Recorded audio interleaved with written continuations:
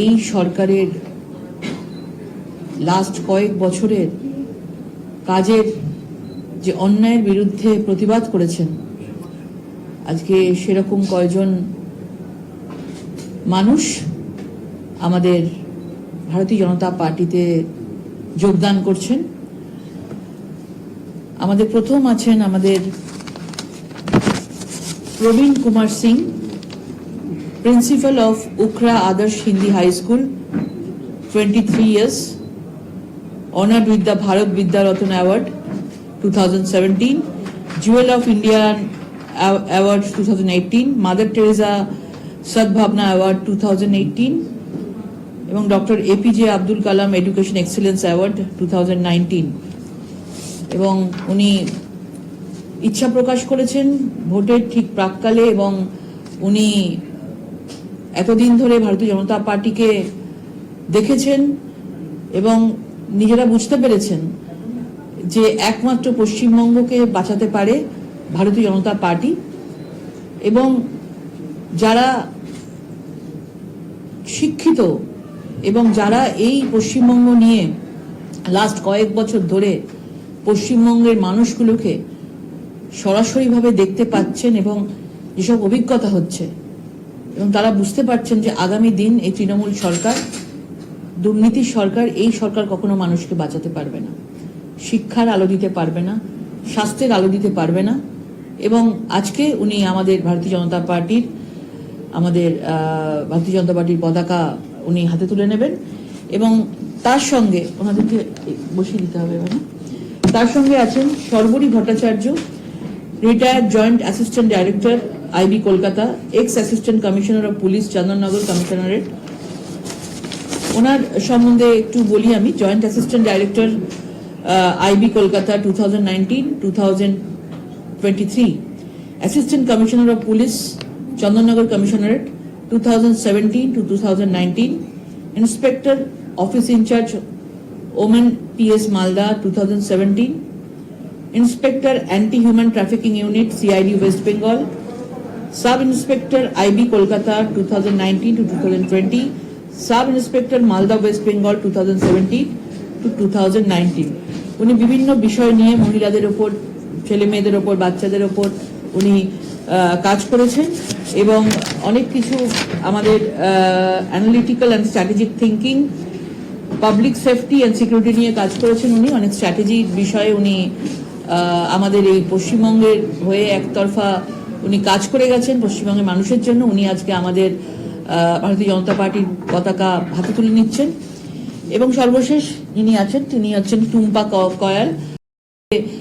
টুম্পা কয়াল অন্যতম নারী, এবং তিনি যখন প্রোটেস্ট করেছিলেন স্বয়ং মুখ্যমন্ত্রী সেখানে গিয়ে তাদেরকে মাওবাদী আখ্যা দিয়েছিলেন।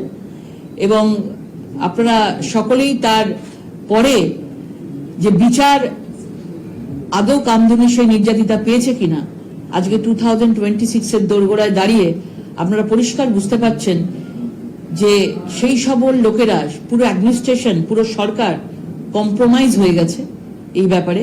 এবং নির্যাতিতা সেই তরুণী যিনি আমাদের সাথে নেই, তিনি বিচার পাননি।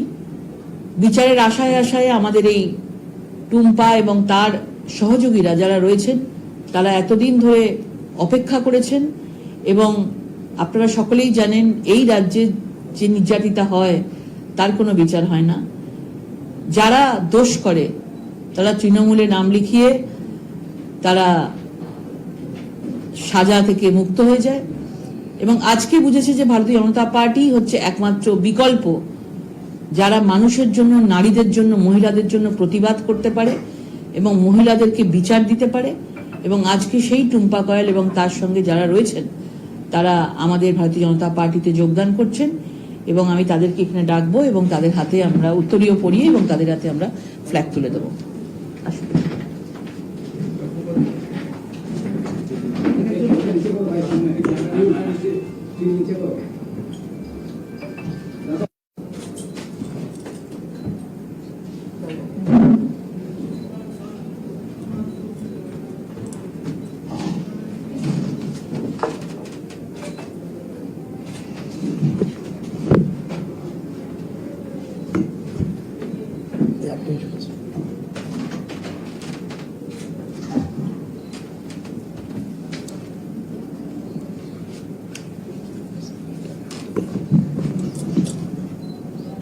भारत माते भारत माता की जय, भारत माता की जय।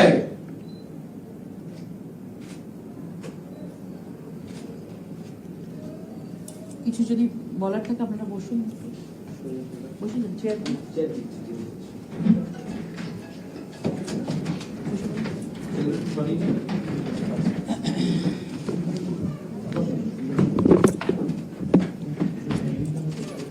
আপনাদের যদি কিছু প্রশ্ন থাকে করতে পারেন। টুম্পা, আপনি তো অনেক দিন ধরে একটা লড়াই লড়েছেন, আমরা দেখেছি আপনাকে। তো বিজেপি কেন, মানে বিজেপিকে কেন মনে হলো যে বিজেপিতে যোগদান করা উচিত? দেখুন, 2013 থেকে বিজেপি আমাদের সঙ্গে ছিল এবং আপনারা জানেন হাইকোর্ট থেকে যখন আমরা নিরাশ হয়ে ফিরেছিলাম তখন দিল্লিতে যাওয়ার জন্য বিজেপি আমাদের সাথ দিয়েছেন এবং আমরা সুপ্রিম কোর্টে মামলাটা করতে পেরেছি। তার জন্যই আমার মনে হয়েছে যে বিজেপিতে জয়েন করে নারী নির্যাতনের বিরুদ্ধে আমরা লড়াই করতে পারবো, কারণ দীর্ঘ 12 বছর ধরে আমরা লড়াই করেছি কোনো রকম রাজনীতি ছাড়াই, কিন্তু এই লড়াইয়ে অনেক রকম সম্মুখীন হতে হয়েছে আমাদেরকে। কখনো খুনের হুমকি দেওয়া হয়েছে, কখনো বাড়ির সামনে বোম ফেলা হয়েছে এবং 2024-এ যেভাবে আমার হাজব্যান্ডের উপরে অ্যাটেম্প টু মার্ডার করার চেষ্টা করা হয়েছিল সেটা রাজ্যবাসী প্রত্যেকেই দেখেছে।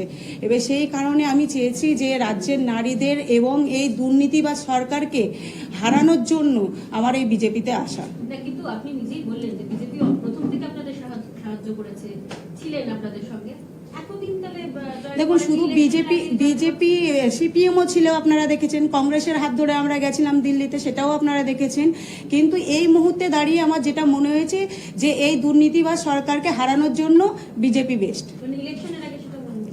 হ্যাঁ, না, ইলেকশনের আগে অ্যাকচুয়ালি কি বলুন তো, আমার বাড়ির দিক থেকে পরিস্থিতির চাপে পড়ে একটু সম্মুখীন হতে হয়েছিল।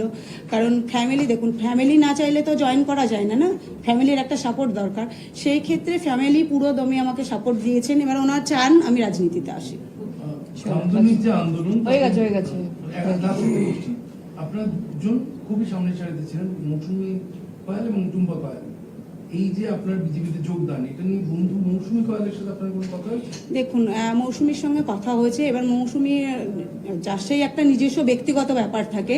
এবার মৌসুমীর ব্যাপারটা দেখছেন যে উনি কি করবেন না করবেন। আমার ফ্যামিলি থেকে সাপোর্ট পেয়েছি, আমার নিজের ব্যক্তিগত দিক থেকে মনে হয়েছে বিজেপিতে আমি ভারতীয় জনতা পার্টিতে জয়েন করার, সেজন্য আমি জয়েন করেছি। চলো, ঠিক আছে। আমাদের ভিডিও ভালো লাগলে লাইক আর শেয়ার করুন, কমেন্ট সেকশনে গিয়ে জানান আপনাদের মতামত। আরও ভিডিও পেতে আমাদের চ্যানেল এখনই সাবস্ক্রাইব করুন এবং প্রতি মুহূর্তের খবরের আপডেট পেতে প্রেস করুন বেল আইকন।